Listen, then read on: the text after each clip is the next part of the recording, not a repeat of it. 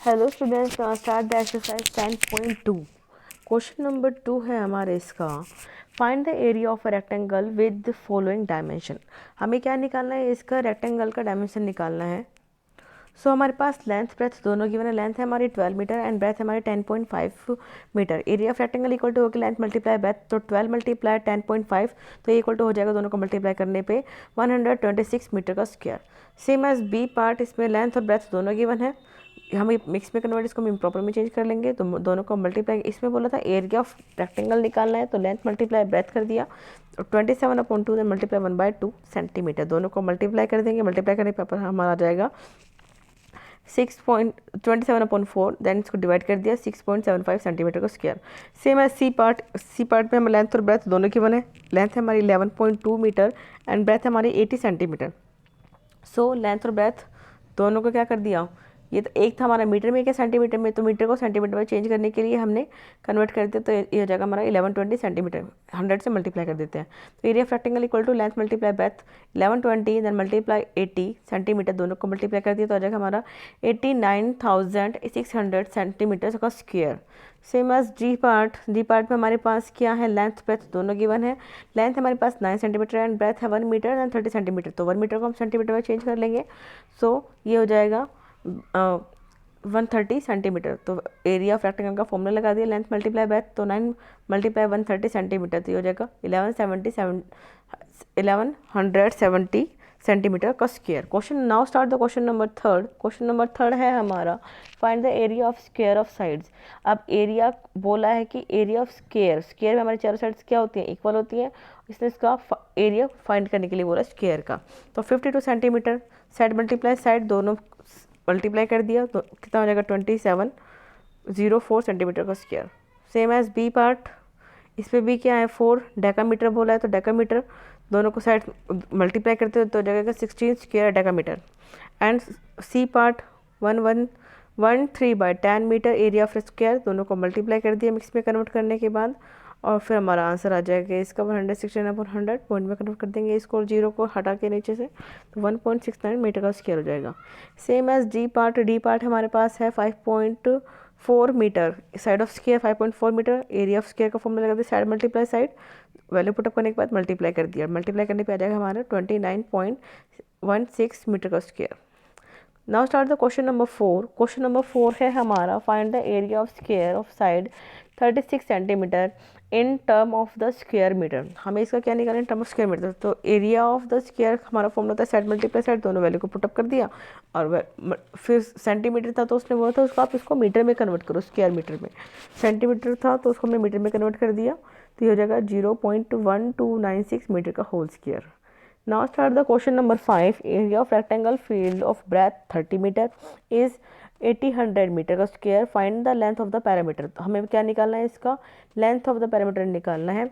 हमारे पास गिवन है area of rectangle field and breadth given है, हमें निकालना है लेंथ। तो फॉर्मूला हो जाएगा area upon breadth, value put up कर दी दोनों में, और हमारे पास आ जाएगा इसका इक्वल टू 60 मीटर। अब बोला उसने कि पैरामीटर ऑफ रेक्टेंगल फील्ड भी निकालो। दो इसका फॉर्मूला लगा दिया, 2 multiply length plus breadth. Length की वैल्यू पुटअप कर दी 60 एंड ब्रेथ की वैल्यू पुटअप कर दी 30।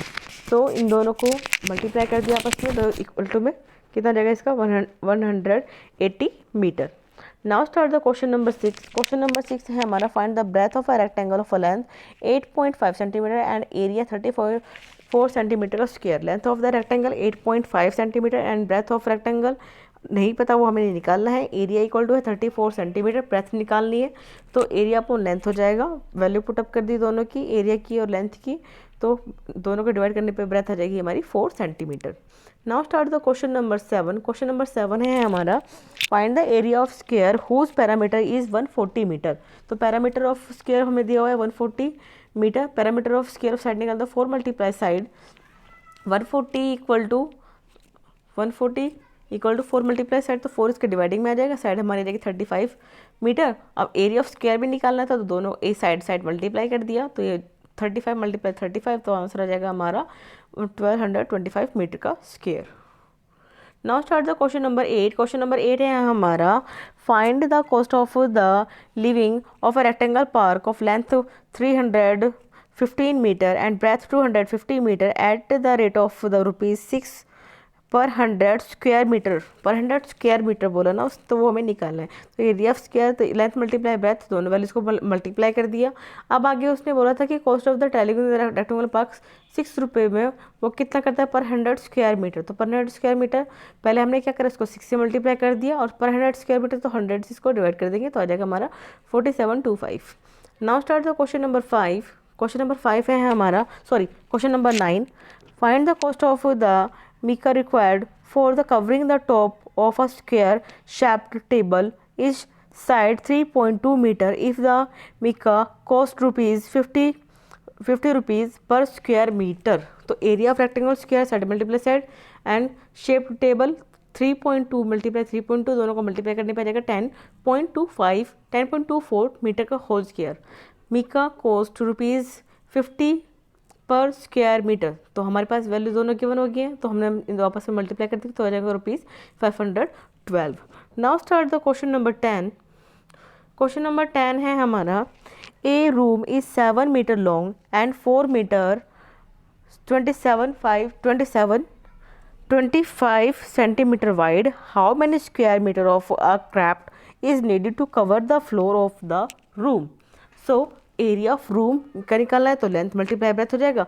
7 मल्टीप्लाई 4.25 लेंथ ब्रेथ दोनों गिवन थे, दोनों को मल्टीप्लाई कर दिया, तो हमारे पास आ गया 29.75 metre square of the craft of the needed to the cover of the floor of the room. तो हमारे पास निकल के आ गई है। Now start the question number 11। Question number 11 है हमारे पास, find the number of square tiles of size 10 centimeter required for the decorating a wall 6 meter multiply 4 meter. Also find the total cost of the tiles required for the purpose of if one tile cost rupees है 2.50।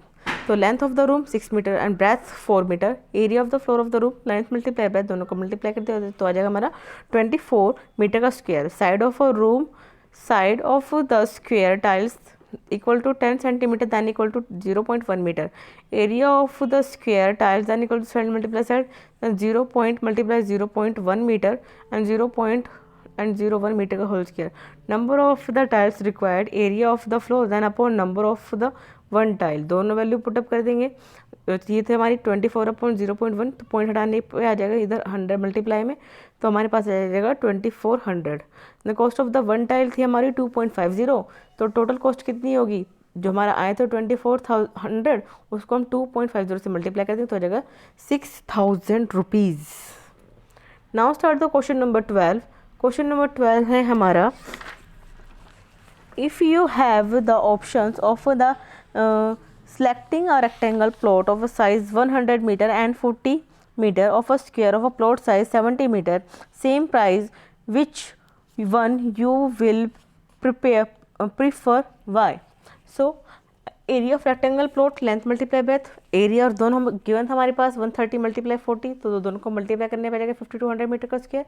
Area of square plot side multiply side, तो 70 multiply 70 49 100 metre का square. Rectangular plot will be prefer, area of rectangular plot is 300 square meter more than area of the square. Now start the question number 13. Question number 13 है हमारे पास, a floor is 6.5 meter long and 4 meter wide. A square craft of side 3 meter is laid on the floor. Find the area of the floor that is not crafted. So length of the floor आपके पास कितना है 6.5 metre and breadth of the floor 4 metre. Area of the floor length multiply breadth 6.5 multiply 4 metre then 26.0 metre का square. The area of the square crop निकला था side multiply side, तो 3 multiply 3 then equal to 9 metre. Area of the floor of that is not a cropped 26 minus 9, तो हमारे पास कितना आ जाएगा 17 metre का square. तो area of the floor that is not a cropped is 17 metre square.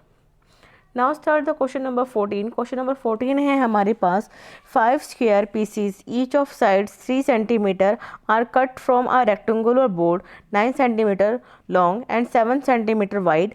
What is the area of the remaining part of the board. Length of the rectangular board equal to 9 centimetre and breadth of rectangular board 7 centimetre, ये हमें given था। Then area of rectangular board formula लगा दिया, length multiply breadth, दोनों को multiply करने पे 63 centimetre का होल स्क्वायर। तो area of the each of the square pieces of cut, तो उसने इसका वो स्क्वायर पीस कट पूछा था, तो साइड मल्टीप्लाई साइड, तो 3 मल्टीप्लाई 3, ये भी हमें गिवन था, दोनों को मल्टीप्लाई करते हैं तो 9 सेंटीमीटर का स्क्वायर हो गया। तो area of the 5 square pieces cut, तो 5 पीसेस बोला तो 9 मल्टीप्लाई 5, तो 45 सेंटीमीटर का स्क्वायर हो जाएगा। तो area of the remaining part of the board, remaining part बोला तो 63 में से हम 45 को माइनस कर देंगे तो हमारे पास कितना आ जाएगा 18 सेंटीमीटर का होल स्क्वायर। तो रिमेनिंग पार्ट इसका हमारा बच गया 18 centimetre. Now start the question number 15। Split the following shapes into the rectangle and square and find their area. Also measurement are the given in centimeter. So हमारे पास first point है इसका, first point A, figure given है हमारे पास, side दी है इसकी 8 6 4 3। हमें क्या निकालने हैं, area of the A B C D E than equal to area of triangle, area of square A B C G and area of square D E F G. तो area of square, area of square क्या हो जाएगा हमारा A B C G का length multiply breadth, तो length हमारे पास 3 है एंड ब्रेथ हमारे पास इसकी 4 है, सो ये हो जाएगा 12 centimetre.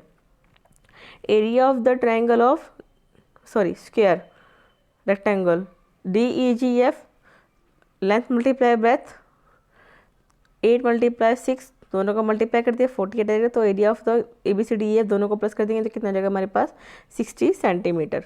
Now B part, B part भी हमारा बिल्कुल सेम ही होगा। सो बी पार्ट में हमारे पास फिगर गिवन है, इसमें हम कन्वर्ट कर देंगे इसको 3 पार्ट्स में, 3 या 4 पार्ट्स में। सो पहले हमने लिया area A C B E F H J then equal to area first, area second and area third. तो हमारे इसको हमने 3 पार्ट्स में कन्वर्ट कर दिया, area first, area second and area third. तो area of first, area first है हमारा area of square A B I J, A B I J, A B I J हमारा कहाँ पे है, ए बी आई जे फिगर में आप देख सकते हो।